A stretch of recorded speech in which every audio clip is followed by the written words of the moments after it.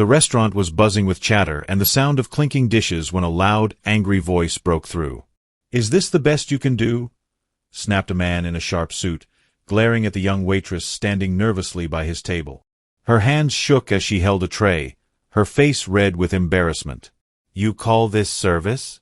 It is pathetic." Jason Statham, sitting a few tables away, paused mid-bite. His sharp eyes turned to the scene, watching the man's smug face and the waitress's struggle to hold back tears. The room grew quiet as other diners exchanged uneasy glances, unsure of what to do. Jason set his fork down, his jaw tightening. He could not ignore this. Rising from his chair, he headed toward the man's table, determined to put an end to the humiliation. Like and subscribe to show, if you believe in kindness, and comment, would you take a stand for others? It was a calm evening at Westwood Bistro, a cozy yet upscale restaurant tucked into the corner of a bustling city street. The soft hum of conversations, the clinking of glasses, and the faint scent of garlic butter created an inviting atmosphere. Jason Statham, known for his action-packed movie roles, was enjoying a rare moment of peace. Dressed in a plain black t-shirt and jeans, he sat at a corner table, savoring a perfectly cooked steak and flipping through messages on his phone. Nearby, a young waitress, Emily, bustled between tables, balancing trays of steaming dishes and offering polite smiles to every customer. Her uniform, slightly frayed at the edges, and the tired look in her eyes suggested long hours of hard work. Despite this, she handled every task with quiet determination, her soft-spoken voice adding a calming presence to the lively restaurant. Seated in the center of the dining area was a well-dressed man with slicked back hair, a silver watch glinting on his wrist, and an air of superiority about him. His booming voice carried across the room, demanding attention at every turn. It was clear that he thrived on control and loved making others feel small. Emily approached his table cautiously, balancing a tray with a piping hot steak and an elegant glass of wine. "Here you are, sir," she said politely, setting the dishes down carefully. The man barely glanced at her before wrinkling his nose in exaggerated disgust. "This is not what I ordered," he barked. "Do you people even listen? I said medium rare, not well done. Take it back." Emily flinched but maintained her composure. "I am so sorry, sir." "Let me fix that right away," she said, reaching for the plate.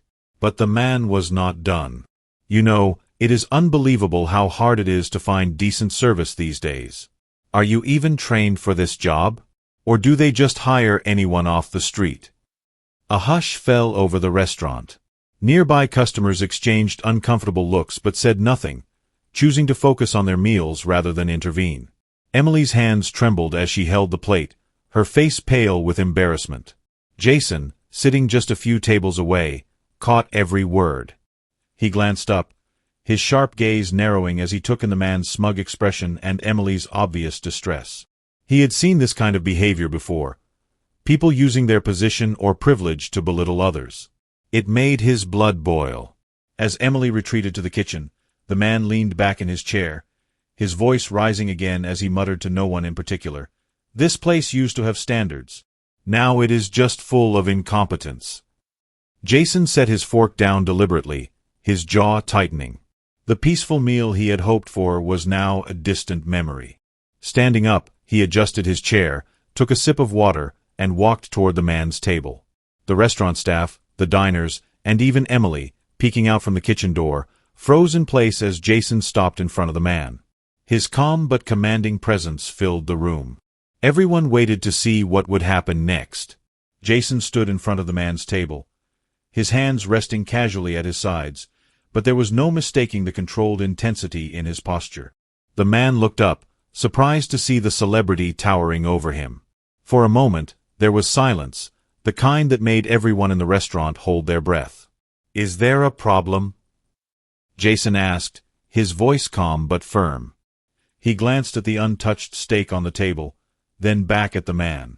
"Because from where I'm standing, it looks like you're making one."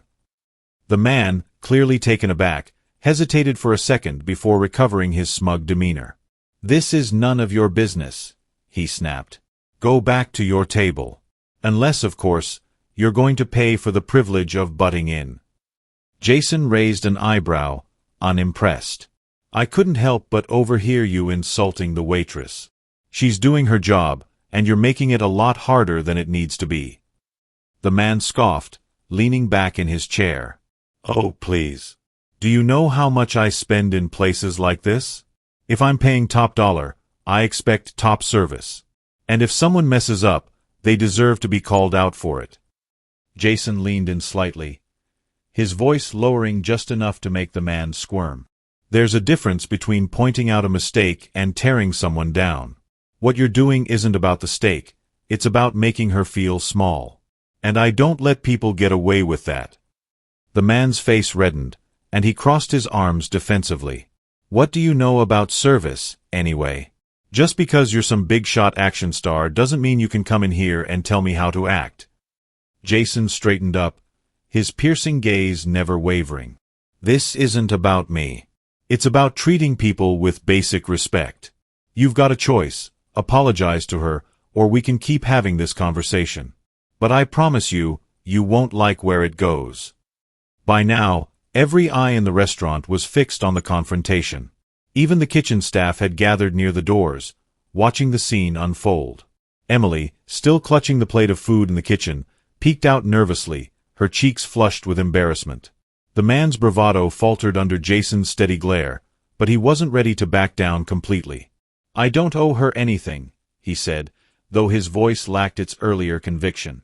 She messed up my order. Jason crossed his arms, tilting his head slightly. You think that makes you better than her? Look around. Everyone here is working hard so people like you can sit and enjoy a meal. If she made a mistake, fine. Say so. But what gives you the right to insult her? The man opened his mouth to argue, but Jason didn't give him the chance. I'll tell you what. Let's settle this right now. You pay for your meal, leave a tip for Emily, and walk out of here with whatever dignity you have left. Or you keep running your mouth, and we see how that plays out in front of an audience. Your call. The restaurant was so quiet that the sound of a fork clattering to the floor made everyone jump. The man glanced around, suddenly aware of all the eyes on him. He shifted uncomfortably in his chair, his confidence unraveling under the weight of public scrutiny. After a tense pause, he finally muttered, Fine. Whatever. He pulled out his wallet, threw some cash on the table, and stood up. I don't need this kind of drama. Jason stepped aside, giving him space to leave. The man walked toward the exit, his shoulders hunched and his head down, muttering angrily under his breath. As the door swung shut behind him, a quiet murmur of approval spread through the restaurant. Jason turned to Emily, who was standing frozen in the doorway of the kitchen. You okay? He asked, his tone softening. She nodded, her eyes glistening with unshed tears. Thank you, she whispered. I didn't know what to do. Jason smiled. You didn't have to do anything. People like that, they just need to be reminded they're not as important as they think. The tension in the room eased as the staff and patrons returned to their meals, though many couldn't resist sneaking glances at Jason. He returned to his table, but his calm demeanor didn't fool anyone. He was already thinking about what more he could do to help. Jason couldn't shake off the incident with the arrogant customer. Something about it felt too rehearsed, too deliberate. After finishing his meal and leaving a generous tip for Emily, he decided to stick around outside the restaurant for a while. The man who had stormed out earlier was pacing in the parking lot, furiously typing on his phone. Jason observed from a distance, his instincts as sharp as ever. Once the man got into his car and sped off, Jason decided to start asking questions. He walked back into the restaurant, where the staff were still abuzz with murmurs about what had happened. Emily was back at work, but Jason could tell she was shaken. He approached her as she was clearing a table. Emily, he began gently, can I ask you something? Has that guy been here before? Emily hesitated, then nodded. Yeah, he comes in at least once a week. Always the same routine. He orders something expensive, finds something wrong with it, and then makes a huge scene. Most of the time, he gets the meal comped because the manager doesn't want the trouble. Jason frowned. Does he do this to you often? She gave a small, embarrassed laugh. Not just me. He's rude to everyone. Last week, he made one of the newer waiters cry. The manager said to just keep him happy, but it's hard to do that when he's yelling at you over nothing. Jason's jaw tightened. He'd dealt with bullies like this before, people who thought their money or status gave them a free pass to treat others like dirt. But this wasn't just about arrogance. This guy was taking advantage of the system, and it was time someone put a stop to it. "Do you know his name?" Jason asked. Emily glanced around nervously. "I think it's Martin. Something. He's always bragging about how he owns some business downtown, but I've never looked him up." Jason nodded. "Thanks, Emily. And don't worry, I'm not going to let him get away with this." Jason's first step was to learn more about Martin. He pulled out his phone and did a quick search using the details Emily had given him. It didn't take long to find the man's LinkedIn profile. Martin Ellis, owner of a small chain of luxury boutiques in the city. Jason wasn't surprised to see a carefully curated image of professionalism, complete with awards and glowing reviews from customers. But he knew better than to trust appearances. Over the next few days, Jason reached out to people who worked in the same industry as Martin.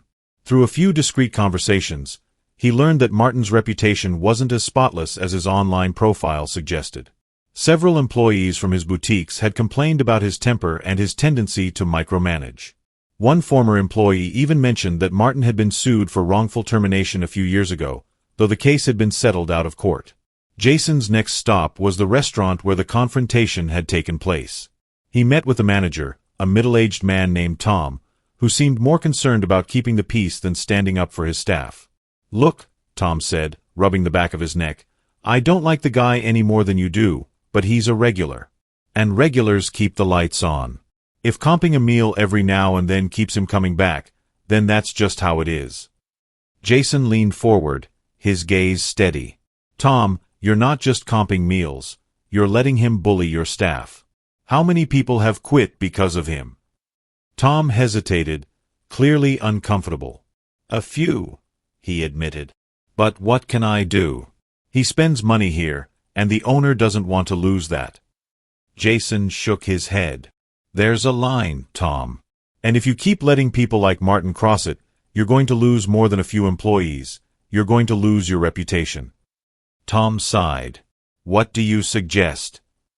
"Let me handle it," Jason said.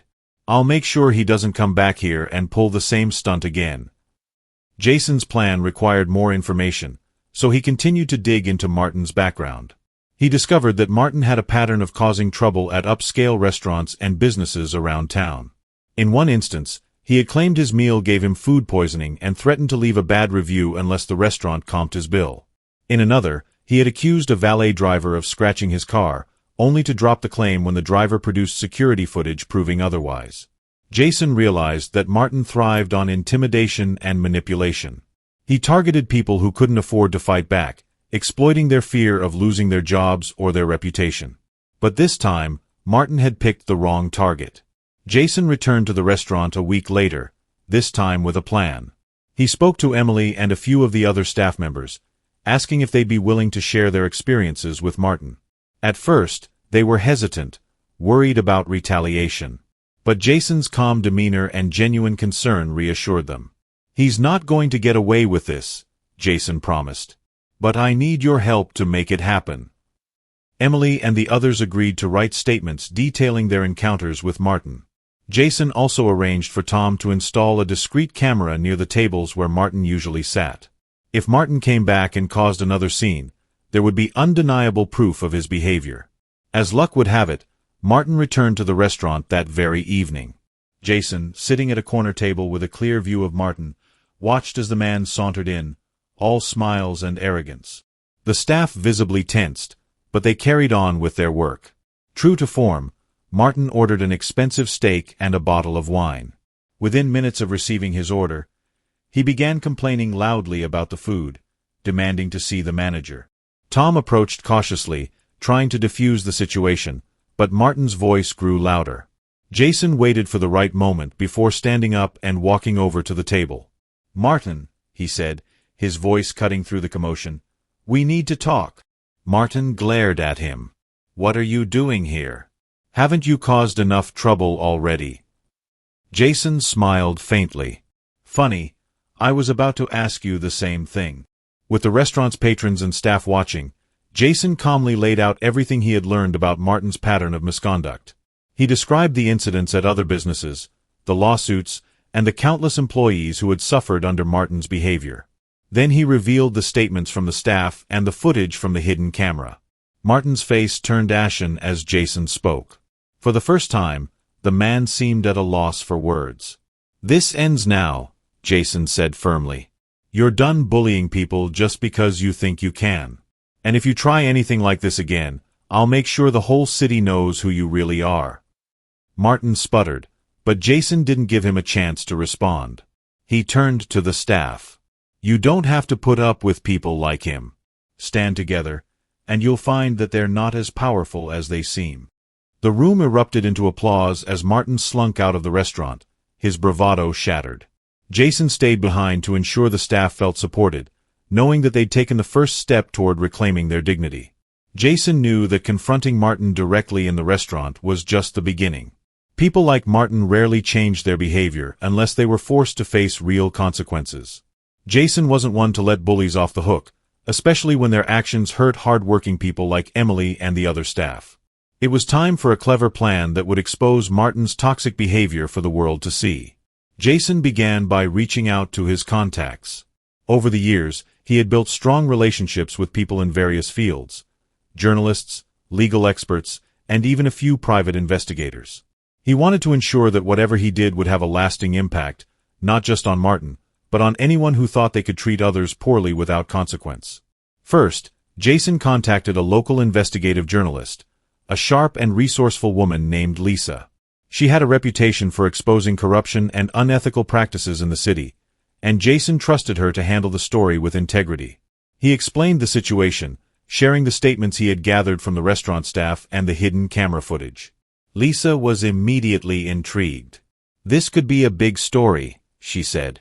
"If this guy is doing this at multiple places, he's not just being rude, he's exploiting people.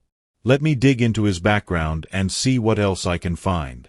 Jason agreed, knowing that Lisa's investigative skills would uncover more about Martin's behavior. In the meantime, he started working on the next phase of his plan. Jason's idea was simple but effective: create a situation where Martin would reveal his true nature in front of an even larger audience. To do this, Jason needed Martin to fall into his own trap, and the restaurant would play a key role. He met with Tom, the restaurant manager, and explained his plan. Though hesitant at first, Tom eventually agreed, realizing it was an opportunity to stand up for his staff and set an example for other businesses. "Here's what we'll do," Jason said. "We'll invite Martin back, but this time, we'll be ready for him." Tom nodded. "What do you need from us?" Jason outlined the steps. 1. The restaurant would host a special VIP night event, inviting regular customers, including Martin, to attend. The event would feature complimentary drinks and small appetizers, creating the perfect setting for Martin to feel comfortable and confident. 2. Hidden cameras and microphones would be placed strategically throughout the dining area. These would capture everything Martin said and did, ensuring there was irrefutable evidence of his behavior. 3. A few undercover reporters, including Lisa, would attend the event as regular customers. They would blend in with the crowd while quietly observing Martin and taking notes. 4. The staff would be briefed on how to handle the situation. If Martin caused a scene, they were to remain calm and professional, allowing the cameras to capture his actions without interference. The night of the event arrived, and the restaurant was buzzing with energy. Martin showed up, dressed in his usual flashy attire, and greeted the staff with the same condescending tone as always. He seemed oblivious to the carefully orchestrated setup around him. Jason, seated at a corner table, watched as Martin began interacting with the staff. True to form, he started complaining within minutes of sitting down. His steak was undercooked, the wine was too warm, and the appetizers were the worst he'd ever had. His voice grew louder as he berated the waitress serving his table, demanding to see the manager. Tom approached Martin with a calm demeanor, apologizing for the supposed issues. "We'll make it right, sir," he said, signaling the staff to bring out another plate of food. But Martin wasn't satisfied. He continued to rant, his tone growing increasingly aggressive. This was exactly what Jason had anticipated. The hidden cameras captured every word, every sneer, and every dismissive gesture. The reporters in the room took note of his behavior, their expressions a mix of disgust and determination. As the evening progressed, Jason decided it was time to take things a step further. He stood up from his table and walked over to Martin, who was still complaining about the service. "Martin," Jason said, his voice calm but firm. "We need to talk." Martin looked up, clearly annoyed. "You again? What do you want?" Jason smiled faintly. "Just a conversation. You see, this restaurant has been more than accommodating to you, but it seems like you're never satisfied." "Why is that?" Martin scoffed. "What do you care? They're here to serve me, and if they can't do their jobs, that's their problem." Jason's expression didn't change. "You're right, they're here to serve customers. But there's a difference between being a customer and being a bully." The room fell silent as Jason's words hung in the air. Patrons turned their attention to the confrontation, their curiosity piqued. Martin, clearly uncomfortable, tried to deflect. "You don't know what you're talking about," he said, his voice tinged with defensiveness. "I have every right to complain if the service isn't up to standard." "Complaining is one thing," Jason replied. "But what you've been doing goes beyond that. You've made a habit of intimidating and humiliating people who are just trying to do their jobs. And tonight, everyone here has seen it for themselves." Jason gestured to the room, where the undercover reporters and patrons nodded in agreement. Martin's face turned red as he realized the scope of what was happening. But Jason wasn't done. He signaled to Lisa, who stood up from her table and introduced herself. "Martin Ellis," she said, holding up a folder. "We've been documenting your behavior, not just here, but at other establishments across the city. You've left a trail of complaints, lawsuits, and incidents of harassment. And now, the world is going to know about it." Martin's bravado crumbled as Lisa handed him a copy of her findings. The hidden camera footage and witness statements were more than enough to expose his actions. Jason, standing tall and composed, delivered the final blow. "This ends here, Martin. You've been caught, and there's no escaping the consequences this time." The room erupted in applause as Martin slunk out of the restaurant, his head down and his reputation in tatters. Jason turned to the staff, offering a reassuring smile. "You don't have to put up with people like him anymore. Stand together, and you'll find that you're stronger than you think." The lesson had been delivered, and the message was clear. No one was above accountability. The confrontation at the restaurant did not just end with Martin walking out in shame, it sparked something much bigger. Unbeknownst to Jason, one of the undercover reporters had captured the entire event on video, from Martin's insults to Jason's cool, composed takedown. The footage, paired with Lisa's investigative report, was uploaded online the next morning with the title, *, Jason Statham stands up for waitstaff, you'll cheer at his final words. *. Within hours, the video began to gain traction. The sheer contrast between Martin's arrogant behavior and Jason's calm, decisive response struck a chord with viewers. Comments poured in from people all over the world, sharing their own stories of dealing with difficult customers or unfair treatment in service jobs. Many expressed gratitude for Jason's actions, calling him a real-life hero and a role model. Finally, someone standing up for the little guys, one comment read. "This is why we love Jason Statham, not just for his movies, but for being a genuinely good person," said another. As the video spread, major news outlets picked up the story. Headlines ranged from Jason Statham's heroic stand against workplace bullying to * Hollywood star defends Waitress, exposes serial abuser. * Interviews with the restaurant staff, including Emily, added an emotional depth to the narrative. Emily's tearful words in one interview resonated with millions. "I was ready to quit that night. I felt so defeated. But when Jason stood up for me, it reminded me that I deserved respect, just like anyone else. I'll never forget what he did for us." The fallout for Martin was swift. Lisa's investigative report exposed his history of mistreatment across multiple establishments, and businesses that had previously tolerated his behavior banned him from their premises. A public apology was demanded, but it was clear that Martin's reputation was irreparably damaged. His actions, once hidden behind closed doors, were now a cautionary tale for others. For Jason, the reaction was overwhelming. Though he had not intervened for fame or recognition, he was deeply moved by the stories people shared in response to the video. Messages of gratitude flooded his social media accounts, with many thanking him for bringing attention to an issue that often goes unnoticed. Jason released a brief, heartfelt statement. "I didn't stand up for Emily and her colleagues to go viral. I did it because it was the right thing to do. Everyone deserves to be treated with respect, no matter their job. If this inspires others to speak up or stand together, then I'm glad." The restaurant, too, experienced a positive transformation. Inspired by Jason's words, Tom and the staff implemented a new policy to address difficult customers and ensure the well-being of their employees. Local businesses reached out to express solidarity, and Emily received a promotion to head waitress as a token of appreciation for her resilience.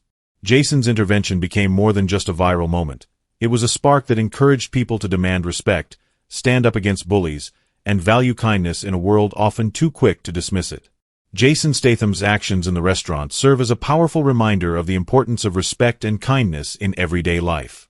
In a world where service workers often endure unfair treatment, his decision to stand up for Emily was more than just an isolated act. It was a call for everyone to recognize the dignity of others, no matter their role. The viral video of the confrontation revealed something universal: that kindness and courage have the power to inspire change. Jason could have ignored the situation and continued with his meal, but he chose to step in, proving that small actions can have a massive impact.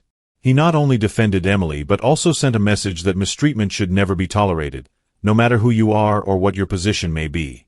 This story also highlights how respect is a two-way street. Whether someone is a customer or an employee, everyone deserves to be treated with fairness and decency. Jason's intervention brought to light an issue many experience but rarely address, encouraging people to reflect on their own behavior and the culture they help create. Moreover, it shows how standing up for others, even in seemingly small ways, can create ripples of change.